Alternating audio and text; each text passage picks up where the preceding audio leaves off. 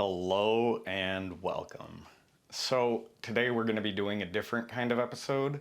In my youth, loved to go to bookstores and pick up books on various topics and stuff. And sometimes those books would have a lot of useful information. Sometimes they'd be kind of not worth a lot of information. But I was in search of something to answer the question of why we are here as people, as individuals. What exactly is it we are meant to do? And so today I kind of want to go through a few different stories and outlooks that kind of like highlight the way in which I structure how I view life. And to start with, we will talk about an old Army tech manual that I'm sure I got it from my dad's bookshelf and took it, and then whatever. He's never gonna hear about it. He might be watching. I bought this myself as a youth because I loved going to the bookstore and did not take it from anyone. Anyway, in the act of survival, obviously this book is written for a more sort of like life or death scenario, but there are concepts that, I mean, when you understand life under capitalism is always going to be about life or death. If you can't afford to live under capitalist structures, so that's why we're going to talk about survival. Anyway, under the section about preparing yourself in the manual, it lists out a few different ways you can know yourself, anticipate fears, be realistic, adopt a positive attitude. Yeah, okay, military tone, people fucking be more positive. How about you pay me more? Well, I'm not in, whatever. Remind yourself what is at stake.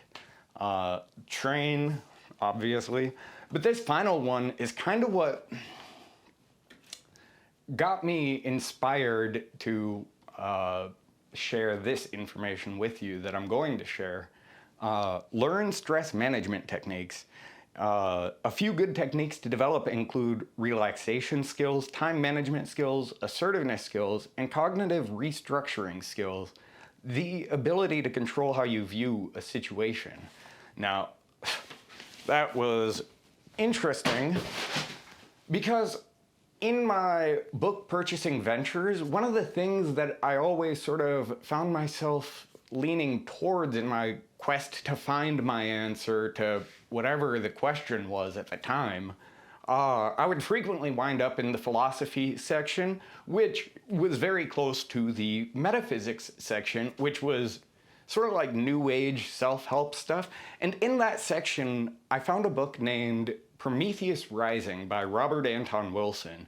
And I can't recommend it because he at one point recommends taking the perspective of a Nazi and trying to understand the framework with which a Nazi develops their understanding of the world and abides by that perspective, which may be considered offensive under our current climate. The purpose of it is to sort of tongue-in-cheek show how variable people are. And he has many great quotes throughout. There's a part in there where he talks about it doesn't matter how firm you are as a person. I believe it's the section on brainwashing. But you go through a military training program like boot camp, and after those 8 weeks, you are a soldier. And again, even when it comes to things like working together despite your differences, there was a Navy Blue Jacket manual that I got. In the section on ethnic discrimination, it talks about how people are very unlikely in life or death situations to be worried about the religion of their medic or, you know, the person next to them and the differences they have are so much more minute than the fact that they are both people and they are both in the military together, which, you know, it's, to someone who isn't in that community, I guess it's not really a big deal, but it's that solidarity of no matter how bad things get, you're kind of all facing it together. A good movie that explores this concept is Full Metal Jacket, where you can see Joker go from sort of this naive youth who constantly wants to get into the action.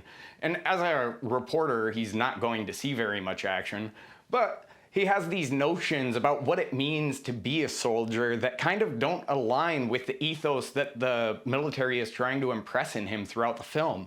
And so at the end, when he has to pull the trigger, he doesn't even have to, but he chooses to. That is where we see a moment of a person just reaching that point of and kind of losing it. And that's why it's so funny.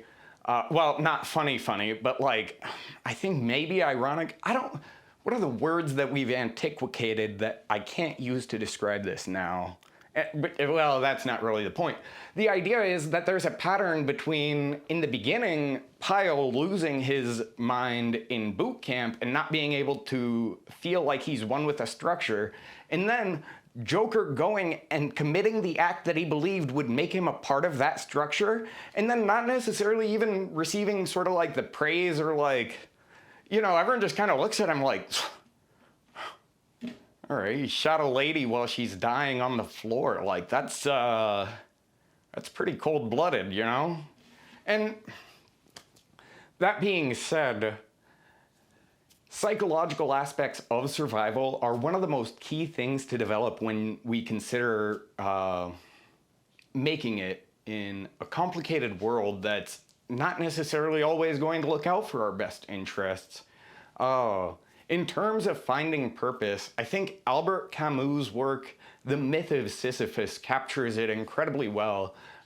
In there's a quote, "Weariness comes at the end of the acts of a mechanical life, but at the same time, it inaugurates the impulse of consciousness. It awakens consciousness and provokes what follows." It's once we reach a point of routine and we recognize that in this routine, we're doing things that don't necessarily make sense. We have to spend 40 hours a week working because some fish 50,000 years ago last week decided to crawl up onto the beach?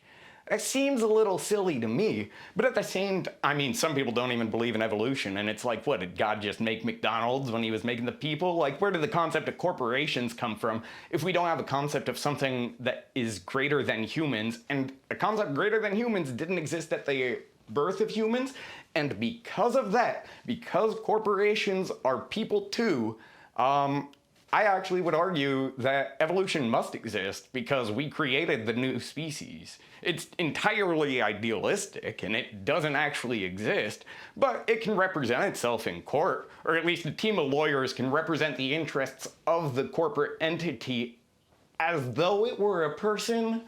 But instead of being able to actually hold them accountable, we're going to watch them take all their money and make it so that taxpayers are just constantly...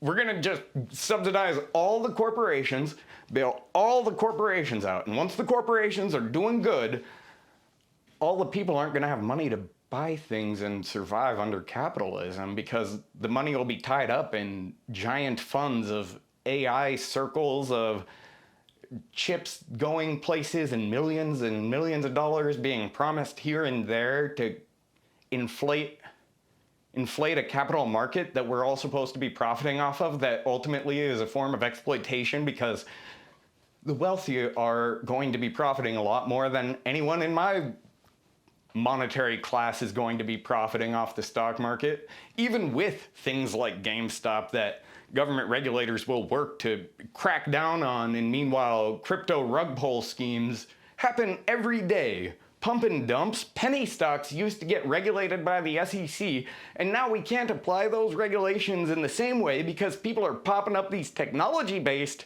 financial schemes, which, weird. Crime seems to evolve, so evolution does occur, but, you know, the world is an interesting place. Let's get back to, you know, some of what our skills to survive under this are, because we're talking about cognitive restructuring. And again, in Robert Anton Wilson's Prometheus Rising, he says, "We are all giants raised by pygmies who have learned to walk with a perpetual crouch. And I think that that kind of captures what it means to be a person living in society. We know that we're more than our jobs, but the world tells us our job is all that matters because our job is what provides us a means to live. And you can go to work happy or you can go to work pissed off, but under capitalism, you gotta go to work. Unless you're a landlord and you're making, your profit off of the exploitation of people on a basic necessity that, for all intents and purposes, should be provided because we got Mr. Beast going and making towns for people, but he can't make towns for homeless people? Or is that just not good enough to get views on YouTube? Not to criticize the guy, I mean good work on like planting trees or whatever, but like, I don't know.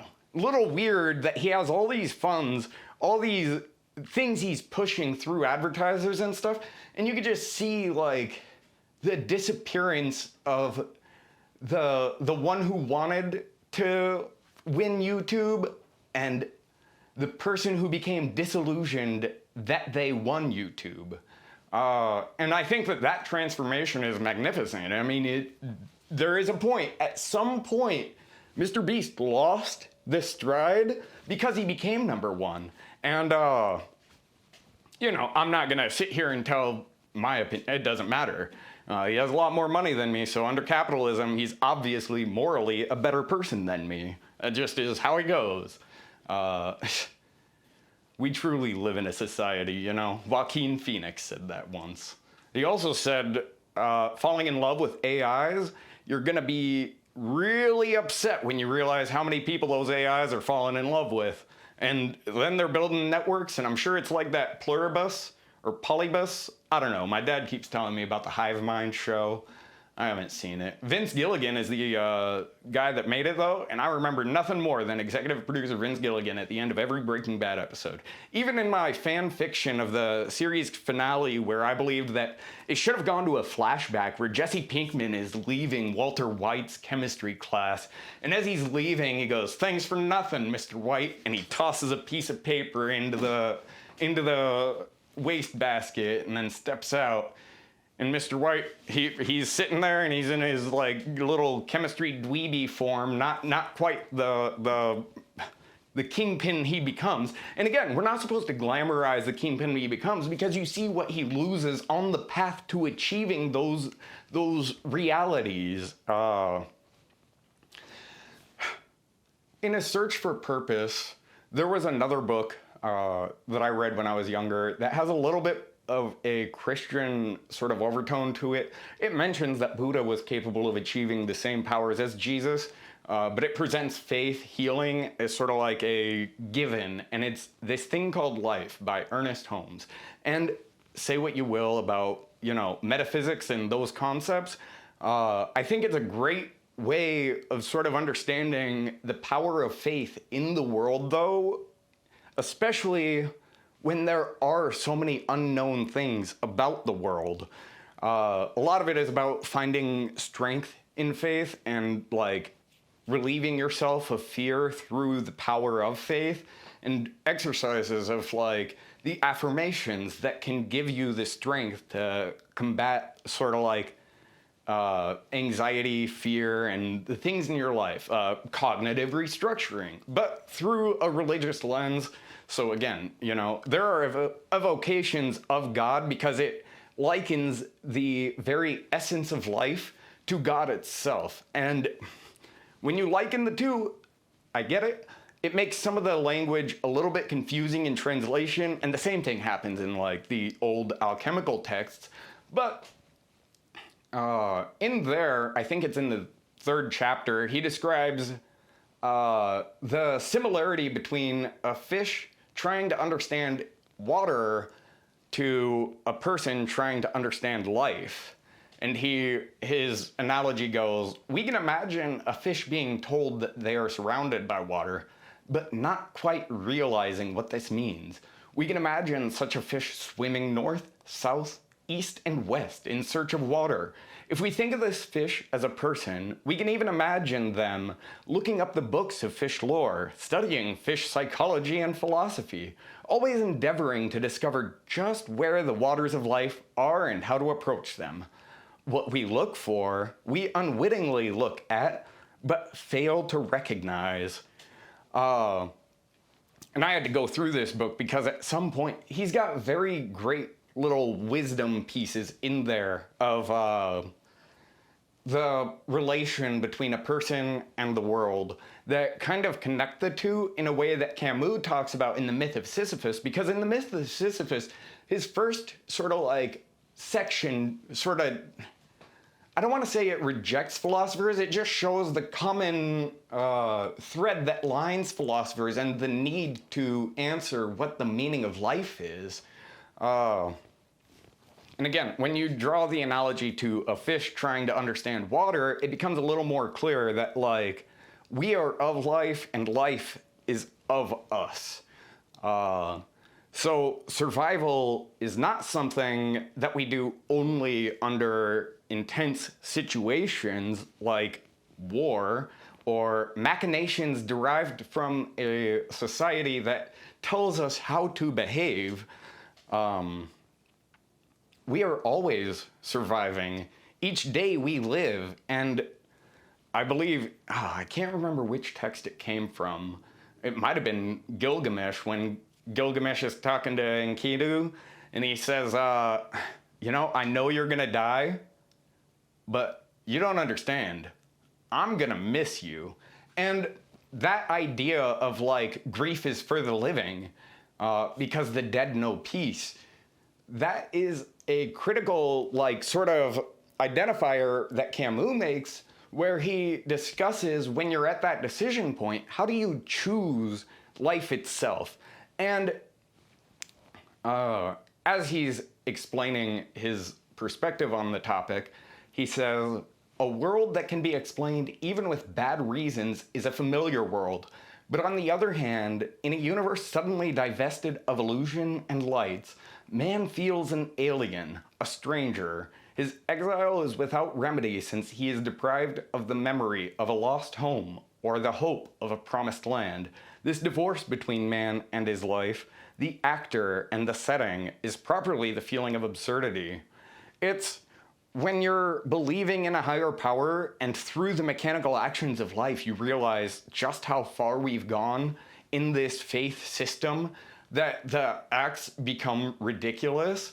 No more are they like the powerful acts of faith that they were once believed to be. They become absurd almost. And again, in Camus' The Myth of Sisyphus, absurdity is one of the things he's trying to sort of paint the image of, because it's this divestment between the person and their environment. We as people view a world around us and we exist within that world, but as soon as we build a concept of that world, rarely do we include where our position is within it. And so we look for purpose, but it must be self-defined, and it must be defined within our concept of the world. But that can only be done through faith, or at least Camus talking about how it's done with faith for a lot of people in terms of the philosophy field.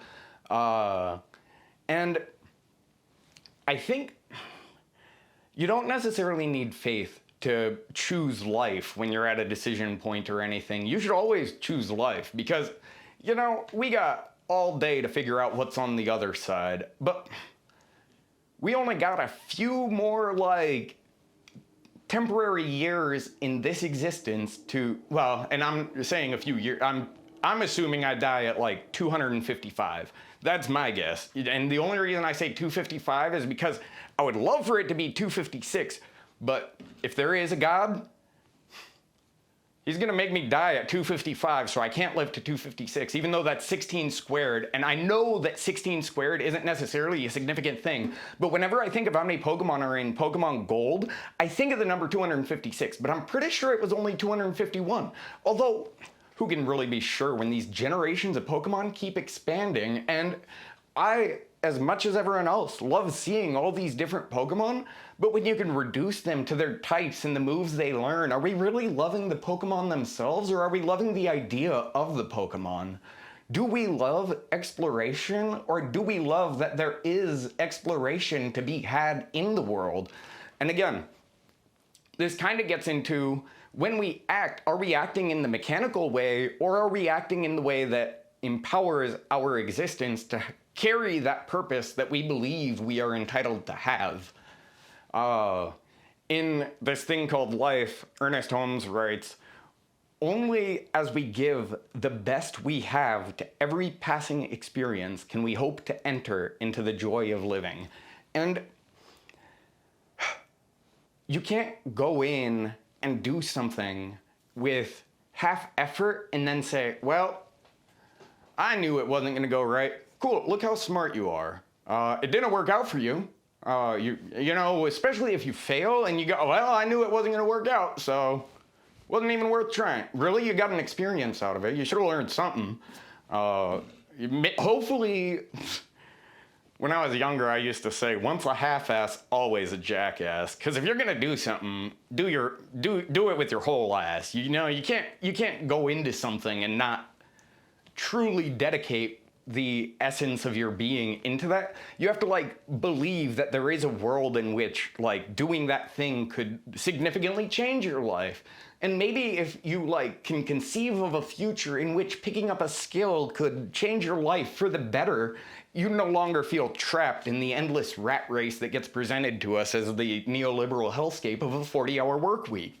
And I think, you know, Camus doesn't necessarily say that directly in his essay, but that's kind of the idea that he's getting at. He may have said it in his essay, I don't know. Also, I don't know about the pronoun usage. I changed some of the quotes and then some of them I didn't. All these people existed in the 1900s. They existed during times of oppression, and many of them existed from perspectives of privilege. When analyzing the view of philosophers, one of the most incredible things is the straight white male perspective and how it's always the most privileged perspective that gets highlighted and put above all else is like, this is what we need. And the reality of the situation is a lot of people ought to take the opinion of people who are not necessarily experiencing the same system into serious consideration, especially when approaching philosophical problems. But we can't fix the ignorance of the past. We can only correct the ignorance of the present by looking to the future and imagining a world where we grow out of that ignorance.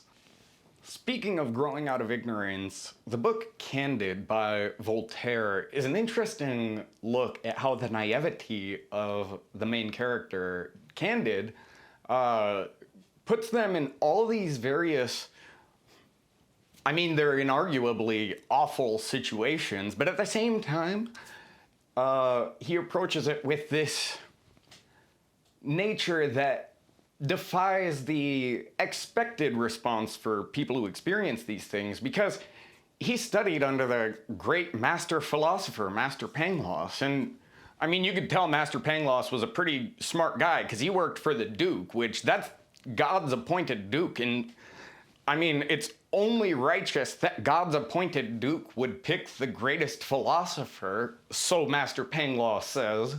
And in picking the greatest philosopher, it's incredible because that level of knowledge that the Duke is imparted by his court philosopher actually gives him the capability of having the greatest sort of little dukedom that, you know, ever could exist. And because we exist in this world, it must be the best of all possible worlds. For were we in any other world, are you saying a world where the Duke isn't the God-appointed Duke? Are you saying there is a world in which the Duke's castle is not the finest castle? That sounds like it's tantamount to blasphemy against the Holy Duke. But, as Master Pangloss says, you know, we live in the best of all possible worlds. It's best not to question that. I believe he got hung for saying that, but that didn't deter Candid from taking that belief and witnessing all these awful things happen in his life where he becomes severed from his royal lineage. And I mean, through the war, his love interest experiences a great and awful sexual like harassment and assault that, anyway, I don't want to get into it. A lot of bad things happen. A dude falls off the side of a boat. But this is the best of all possible worlds because Master Pangloss said it was the best of all possible worlds. So it's not necessarily the idea that Master Pangloss imparts on Candid, it's Candid's willingness to trust Master Pangloss as a sort of like high source, which comes as a result of the environment from which Candide is brought up. Voltaire is doing this as a satire on, some of the Enlightenment period things that were going on at the time. I don't know. But the reason I bring it up is because through all the bad, Candide still survived. I mean, he found a way through. And I'm not going to spoil it. I'll leave it there. Candide is a great example to look at for how sometimes naivety is the way to approach stressful situations, not because naivety is what saves you, but because in that naivety you can adopt a faith that grants the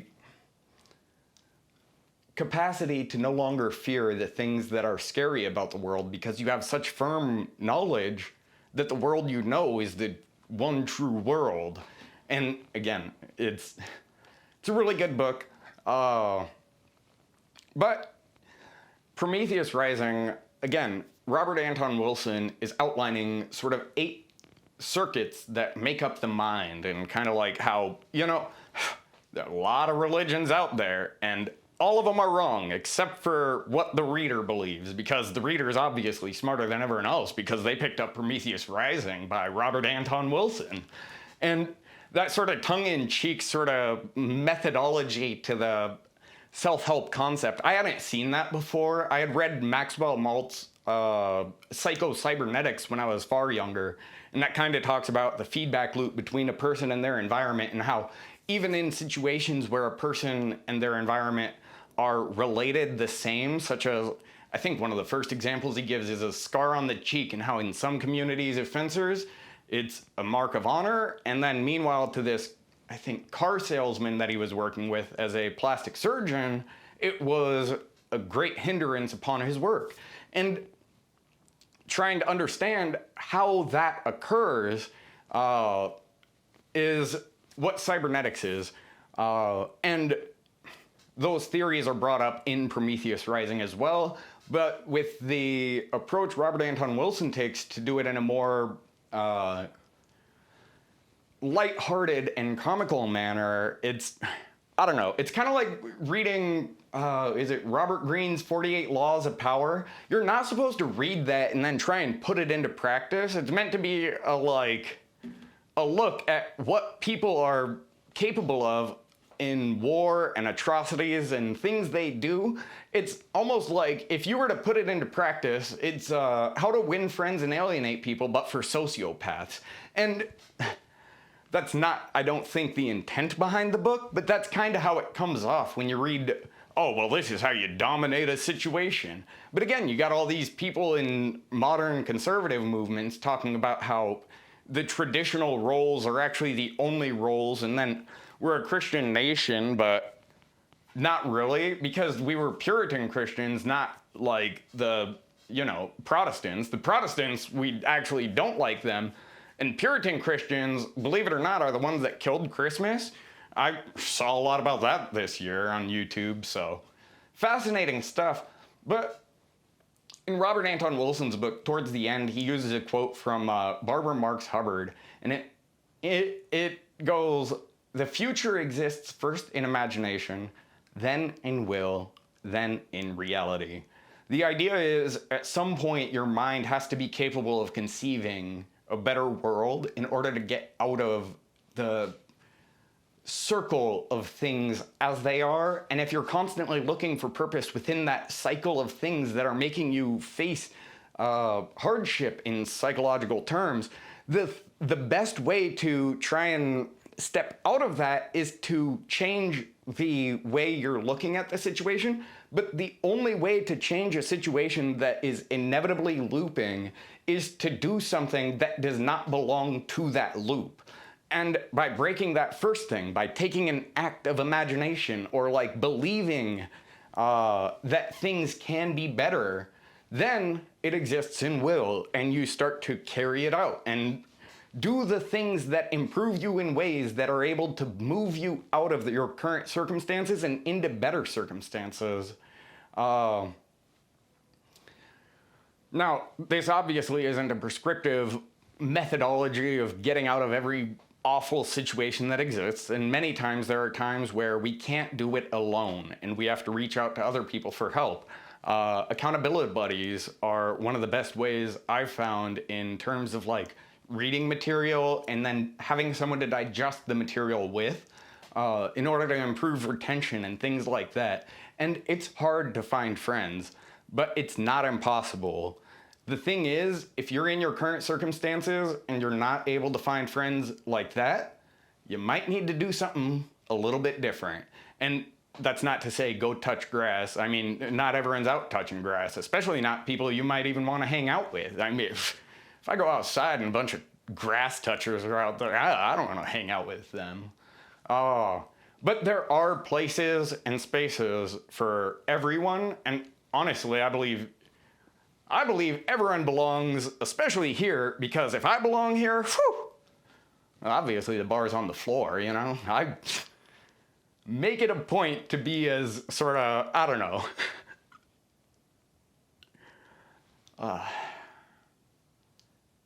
Open and accepting, because if I'm not open and accepting of others, how can I ever learn to be open and accepting of myself? And with all the therapy I've done, that's really one of the biggest things I'm trying to do. Not to say that I'm not currently open and accepting, but there are always going to be blind spots or areas we can improve. And I think that's where reading is a wonderful way to understand other people's perspectives.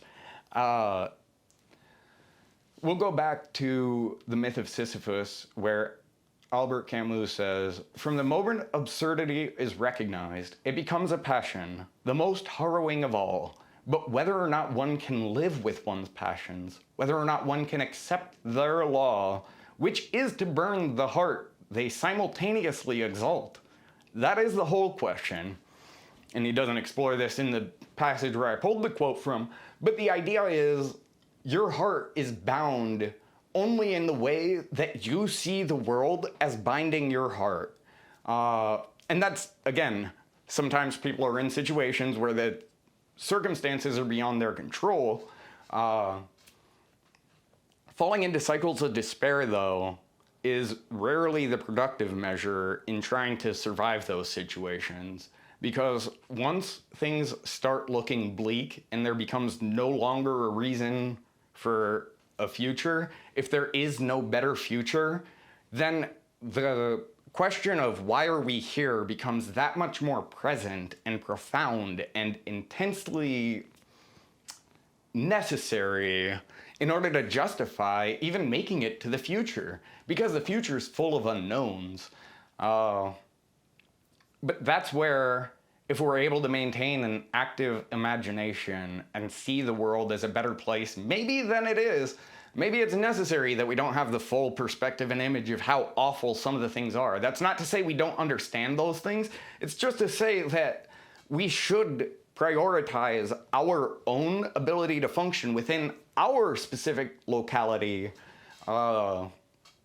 Because if we hinder ourselves with an objective outlook of the world at large, and we fall victim to a greater sort of impression upon us that we no longer are capable of fulfilling our own basic needs, well, it doesn't matter what I teach you about survival, you're not gonna make it, because the power working against you is far greater than any power you're capable of comprehending, because believe it or not, we don't exist as people who conceptually are capable of understanding the world at large without breaking it down into dialectical models that always lose what the value of individuality under similar circumstances actually represents. A lot of people look at communism of old days and talk about it as if, you know, oh, I don't want everyone to be the same. And then meanwhile, what we had going on during the time was the Industrial Revolution and then mass producing of like market goods and then a degradation in quality for end consumers where we're all buying the same stuff at the store, so we all kind of look the same. And that's, again, not to disparage any of the differences that we have with each other, but at the end of the day, the idea of like, oh, this is bad because of this, well, if you can't see it within your own model framework, what are you worrying about that other model for? Shouldn't we work to improve whatever model we're all supposed to collectively be taking? And I'm not trying to say collectivism is the way forward, but it certainly seems a lot better than trying to approach powers that are greater than ourselves on our own. You know, I'm pretty pro-labor. I'm also pretty anti-war. And I don't think either of those are controversial stances. You know, we should obviously not kill people, and then when people work, we should also not kill them. Well, actually, yeah, I mean, it seems pretty consistent. But consistency isn't always what matters. I mean, again, there's a temporality to our existence. I practiced Buddhism for a long time, and just kind of like focused on trying to find answers within my own internal self. And I don't go into it a whole lot because I feel like when I get into those modes, it's a little more preachy and not so much as teachy. And I try to avoid that, even though I sometimes am a cult leader on here. That's only sometimes, though. Like, I'm a multifaceted individual, both as Chloe and as Sticky Basket. And if you don't... Anyway. In this thing called life, Ernest Holmes addresses the temporality of existence by mentioning every day and every hour, some part of our thought world passes out of existence. Some new portion is born. It matters not what the harvest of last year was. Today is a new seed time. Tomorrow holds the promise of a new harvest. And I talked about that a little bit earlier. If we are constantly looking to the past and the things that have happened before, we're never going to realize that we can be greater than what the past had accomplished, because we live in unprecedented times, but we have always lived in unprecedented times. Technology occurred, you know, sometime in the mid-1900s, and now everyone has a phone, and we're all so integrated with it that, again, we have a culture of people looking for things like dopamine detoxes, when if you were to go 100 years ago and ask someone if they wanted to do a dopamine detox, they'd probably, well, 100 years ago, they might have done some really bad stuff, but, well, that was also where the rise of the middle class came in. And the middle class is one of those things that, if we have the concept of apathy towards the struggle of others, it exists specifically because of the middle class. The idea that someone is capable of providing for themselves comfortably under this system and no longer has to worry about those who struggle under the system, and is capable of having a privilege that grants them complacency towards struggle, it's almost inhuman to, you know, live like that. But these people justify it because they're looking out after their own survival under a system that they recognize is unfair. And so greed is born out of this fear that we aren't able to control the future. With the ultra wealthy, obviously, you know, it just sees wealth. You don't have to do much more. It's all numbers on a computer somewhere. Just change the zeros on their bank account and put it in my bank account, and then watch me blow through it in like 3 years and watch the American economy flourish because it just got, you know, $6 trillion spent by me, and I'd be going and buying like tons of Icy Pops or something. Icy Pops are pretty fire. I'd also have to probably get a new cat tree for my kitties, and there was a song called "If I Had $1 Million," and I tell you what, if I had $1 million, I'd probably just go to work and probably wouldn't worry as much about how much I'm being paid. Just kind of live comfortably a little bit, because, you know, I drain money, but if I had $1 million, I don't drain money fast enough to burn through $1 million. But then again, wouldn't that be the very complacency that's problematic? If that money isn't going anywhere but to the excess expenditures that I have in my own life, because all it would be doing is sitting in the bank. And that is where the stagnation occurs within the economic flow. It doesn't necessarily matter how rich the rich are. What matters is how much money is capable of flowing through people who belong to the 40-hour-a-week population, which, you know, yeah, we got it a little bit different than the CEOs who are getting millions of dollars for, you know, belonging to a company. I wish that hyper-evolved species of corporations someday looked upon me and said, you know what, Sticky Basket? Here's some money. That'd be... Don't know what I'd do with it, but yeah. Well, probably get Icy Pops. But, for the myth of Sisyphus, for the next quote, we have, "It is certain that apparently though I have seen the same actor 100 times, I shall not for that reason know him any better personally. Yet if I add up the heroes he has personified, and if I say that I know him a little better at the 100th character counted off, this will be felt to contain an element of truth. It teaches that man defines himself by his make-believe as well as by his sincere impulses." And I think within the entire essay, that's the part that really resonated with me, is because when you see an actor on a stage, there's always that sort of barrier. You're not getting to know the actor as a person. You're getting to know the actor's art that they've created to perform in a very specific setting.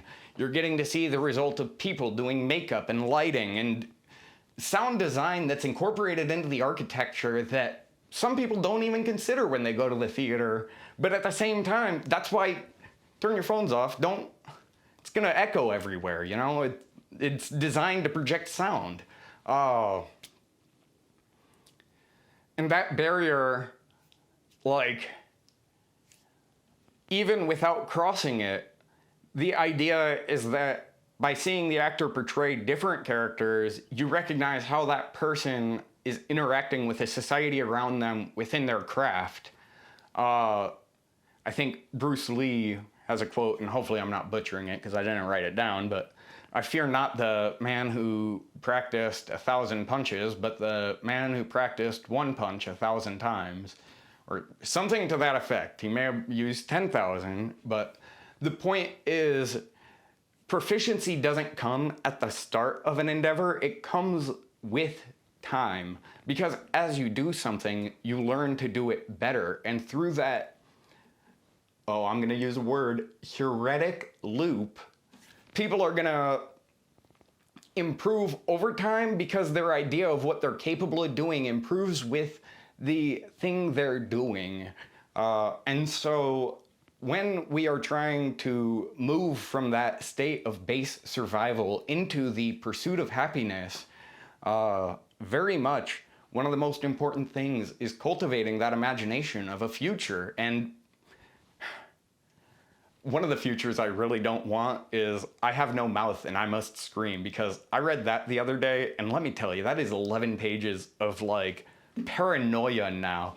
I have a feeling, you know, I didn't know that the thing I would fear most in the robot apocalypse is that the machines might not like me, but am throughout the entire book. When he's talking about, well, it's not a book, it's, again, 11 pages, but throughout the short story, as he's talking about how much he hates these people, I'm like, oh my goodness, and he's just torturing them for hundreds of years and using his machine power to keep them alive, and then again, torturing them more in all these various scenarios.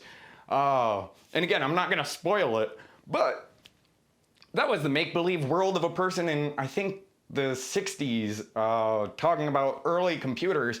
and the potential of a computer becoming sentient, and then we got data centers being built up all over the world now, and I swear, if that's the computer science finish we get as people, I'm gonna be so pissed, because my money is on global warming. I think someday the sun is gonna make the world hot, and then the sun's gonna go down, and the world is not gonna cool down. And I think it's just gonna keep getting hotter, and then what do? Hopefully survive, because, I mean, we are people after all. I value life. I think it's incredibly valuable. It's probably the most valuable thing anyone living has, because once it ceases to exist, we cease to be able to change the world around us. We are then subject not to the dynamic existence that we have in our life, but rather an eternal definiteness, where no longer do we get to make choices. We must rest with the choices we've made. And it's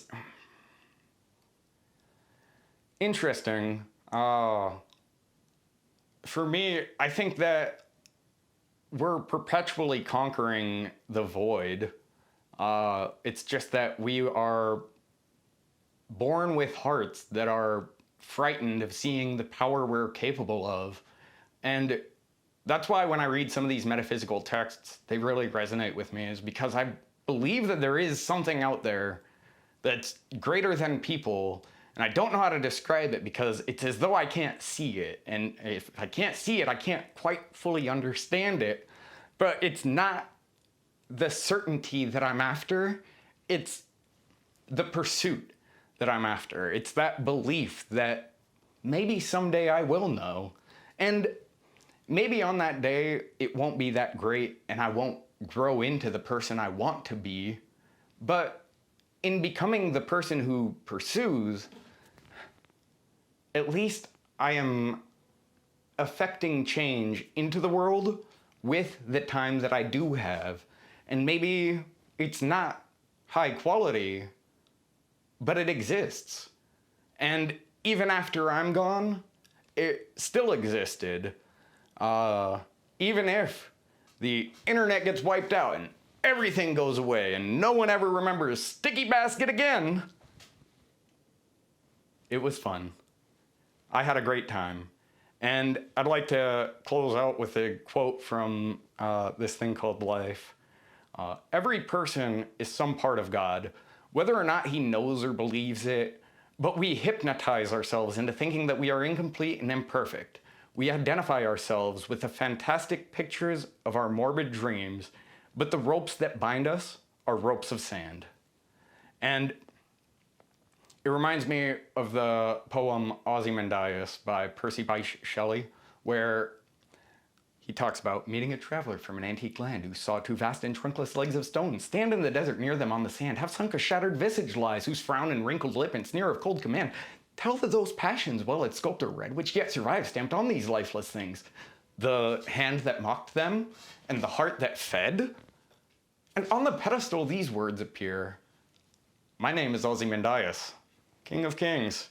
Look on my works, ye mighty, and despair. Nothing beside remain round the decay of that colossal wreck, boundless and bare, the lone and level sands stretch far away. You imagine if that old wanderer was just making that shit up? It would have been wild. But that's the world we live in. And maybe the absurdity I didn't necessarily highlight well enough, because in the myth of Sisyphus, he does actually get into the mythologization of Sisyphus through the Greeks, and how that story evokes the idea of absurdity and finding happiness within it. But I wanted to leave you all with something to go read, because now that we've got through the first 14 pages, go ahead and just, it's like a 26-page essay. And again, in it, the idea is that even though we may not be connected entirely with our environment, in that absurdity, in that difference, we can find ourselves with a level of imagination that grants us freedom even when we are bound. And I think that's what survival is all about, is recognizing that it's only temporary, but it's also incredibly important and significant, and I don't know, keep on fighting. Thanks for joining me. I know this has been a long one, but I kind of touch on a lot of different topics in here, and hopefully in this next year I can do like one good intense video a month, kind of like this, where I have it researched, I have quotes and stuff, and then like, you know, the fun videos where I just kind of talk abstractly about what's going on in the world. Thank you so much for sticking around, and Happy New Year. I'm really glad you're here, and I look forward to seeing you in the next one. So, love ya. Bye.